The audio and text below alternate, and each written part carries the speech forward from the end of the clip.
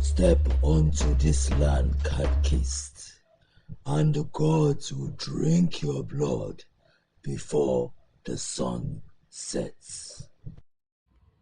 Then let them come, for the God I serve needs no shrine to strike you down.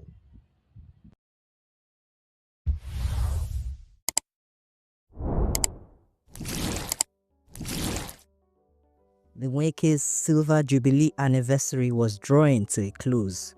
All of the guests who attended the elaborate evening party thrown by the children of the celebrants had departed.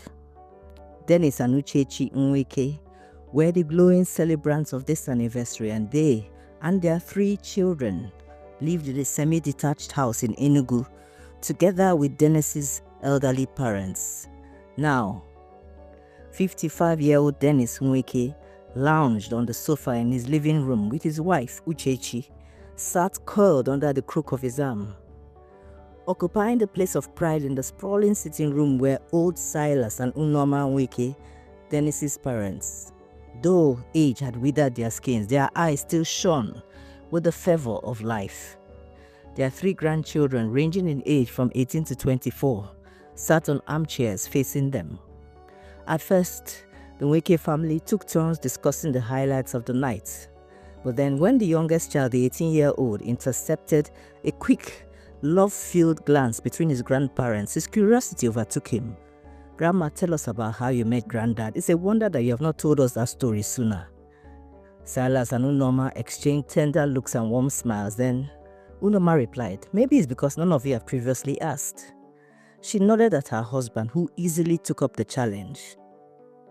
Wiry Silas sat up, noisily cleared his throat, and began. In the early 1900s, when traditional customs were deeply entrenched and Christianity was seeping into our society little by little, my father was the first man in our village to be converted by the missionaries.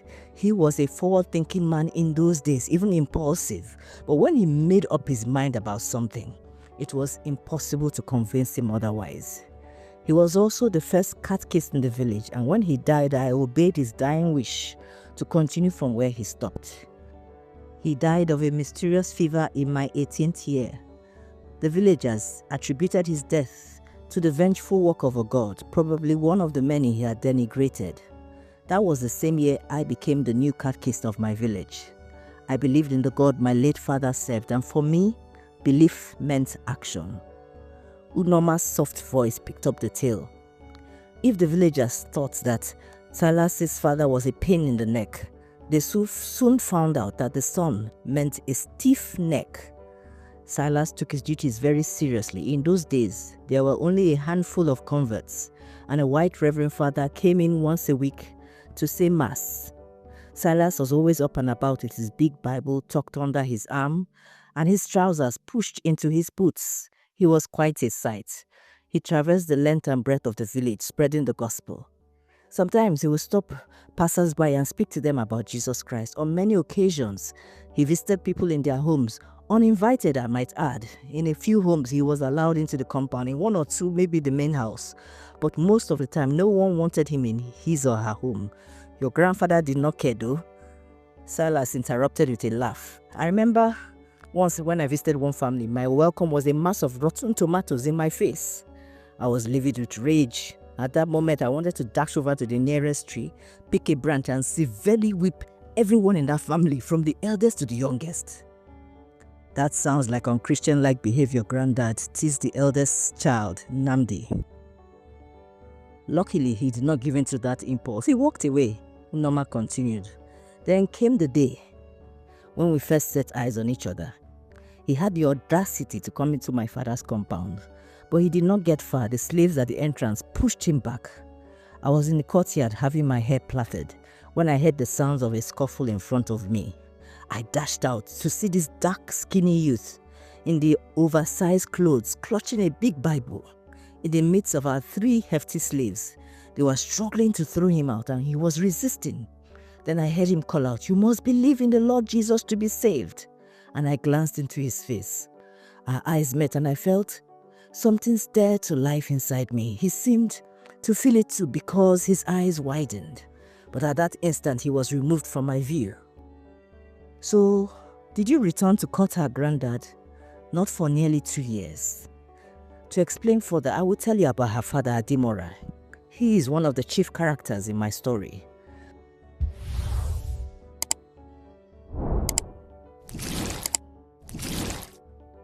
Adimora was a titled chief, the wealthiest man in the village, and husband to 6 beautiful women. He was an impressive sight, tall, above 6 feet, muscular. He possessed dark brown, almost red curls on his head, and his white teeth gleamed. He was also renowned for his wisdom in warfare. Whenever wars visited our village, his counsel was eagerly sought. Of all his daughters, the most beautiful was your grandmother, Unoma. I'm not biased, it is true. Ask your grand-aunt, my sister. When I first laid eyes on her, I was besotted, but in my heart I knew it was impossible. She was the daughter of a powerful traditionalist. I was the son of an ordinary catechist. I was in a bind. What happened then, Granddaddy, the youngest asked, clearly spellbound. Nothing.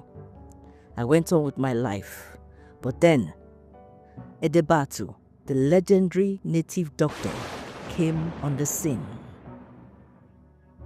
Edebatu was stocky and swarthy, with a thick, springy beard, which concealed the lower half of his face.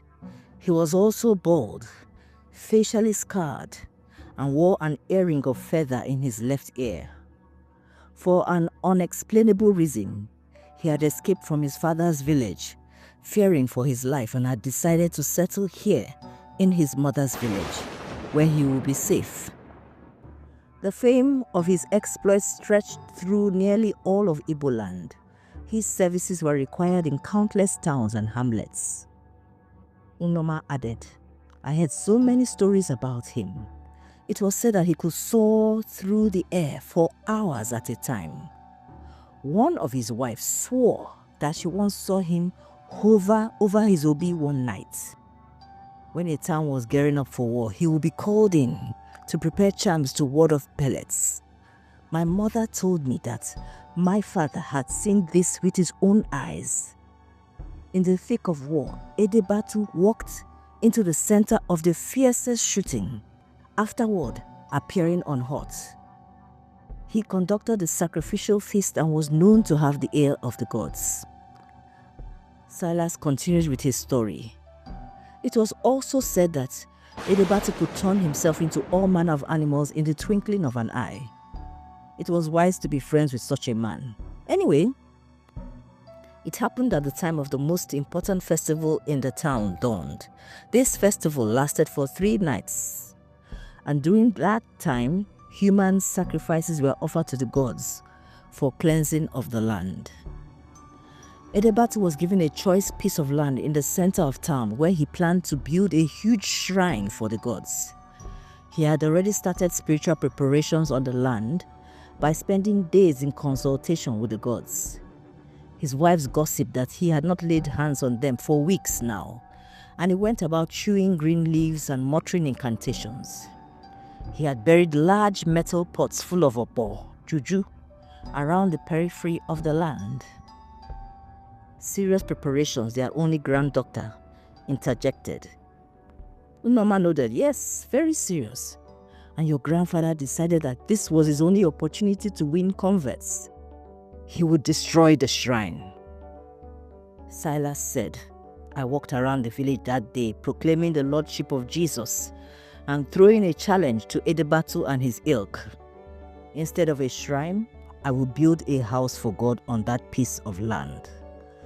People who heard my declarations laughed at me. Some insulted me and spat in my face.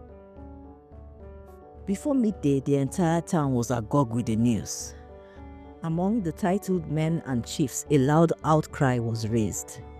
Edebatu was aflame with outrageous anger. When my family heard the gist, my mother and 2 sisters burst into loud weeping. They were scared that for my rash boast, Edebatu and his henchmen would either strike me or the wrath of the gods would descend on me. Though my family were converted Christians, they still clung to a deep-seated fear of the retributive power of the local gods. I admit that by that time I was inwardly trembling with the apprehension that I might have gone too far.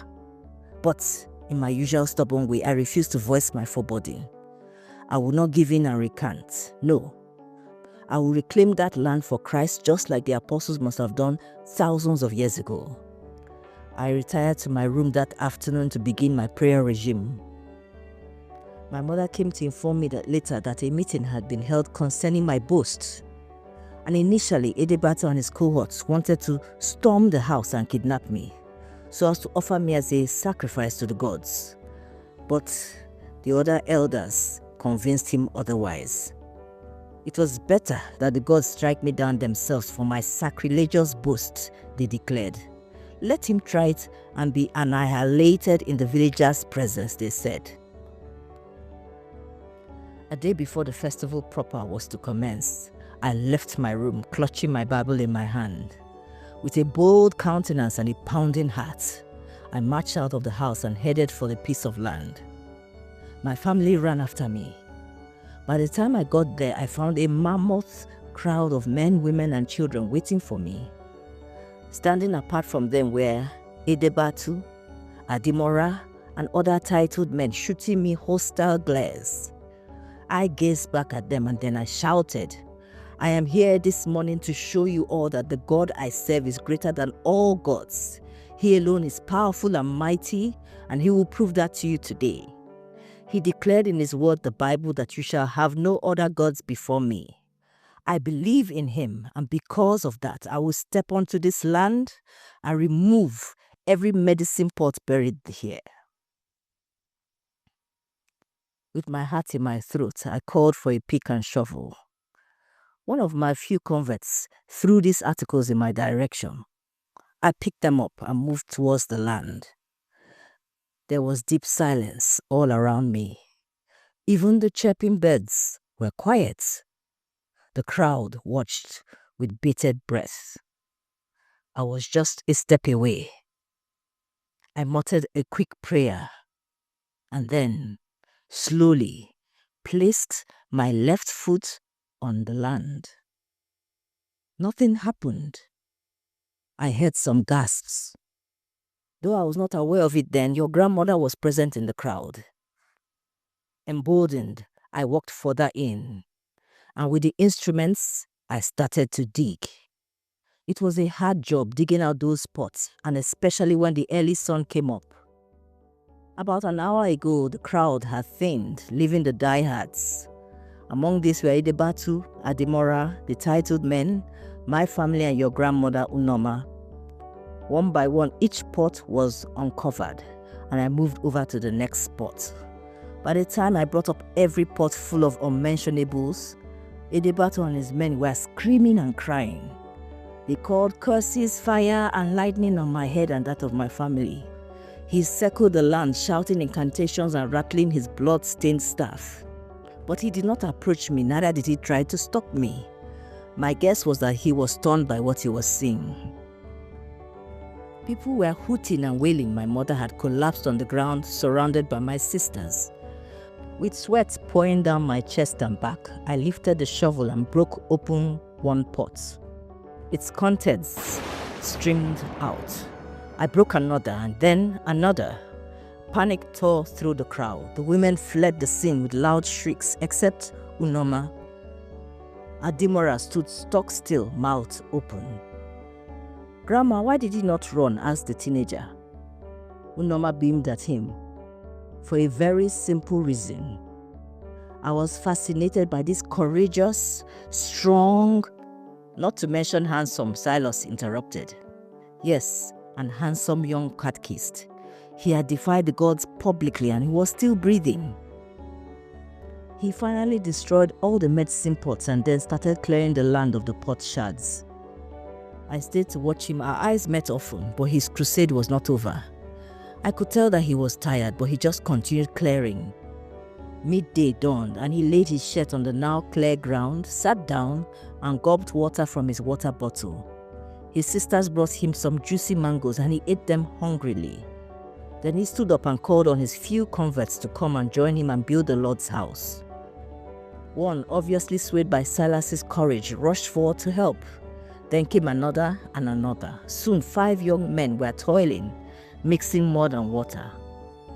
Anyway, to cut the story short, Silas and his friends worked on that building for several days, and throughout that period, Silas remained in good health and full of smiles. Everyone was astounded. His limbs were whole and he was still breathing. His God must be stronger than theirs. They rushed to Sunday service in droves. The Reverend Father was amazed at the number of new converts begging to be baptized. I was one of them, but I was not alone. My father, my mother, and some of his wives were converted to Christianity. Silas's fame spread from our village to other neighboring towns. The more I got to know Silas, the more I admired him, and I had the opportunity of seeing him regularly. Then, one day he called me aside and stammered. Stammered? Silas roared in mock outrage. I spoke passionately. Now, if you call that stammering. Unoma leaned over to kiss his gaunt cheek. The most important thing was that you got your point across, and I said yes to your marriage proposal. You made me so happy that day, Silas murmured gently, hugging her close. The 24-year-old rolled his eyes and asked, "So, Granddad, what happened to Idebatu?" "Well," replied Silas, "you can use your imagination." His popularity and power fizzled away in the twinkling of an eye, and it became to many just a frightening-looking old man. He retired to his house in the forest and rarely ventured out. There were still some stubborn adherents to the traditional ancestor and deity worship, but they kept to themselves and we kept to ourselves. But they knew that they were a dying breed, and it was just a matter of time before they disappeared completely. I got married to the most beautiful woman in the village, and I settled down to both my marital as well as my religious duties. Unoma chipped in, "Silas, that is not really the end of the story. Idebatu never forgave your grandfather, and he secretly planned his deadly revenge." The 3 children sat up, but Silas stood up gingerly, stretching his tired, ancient limbs. He said with a twinkle in his eye, "But that is a story best left for another day." "Oh, Granddad," the 3 moaned in unison.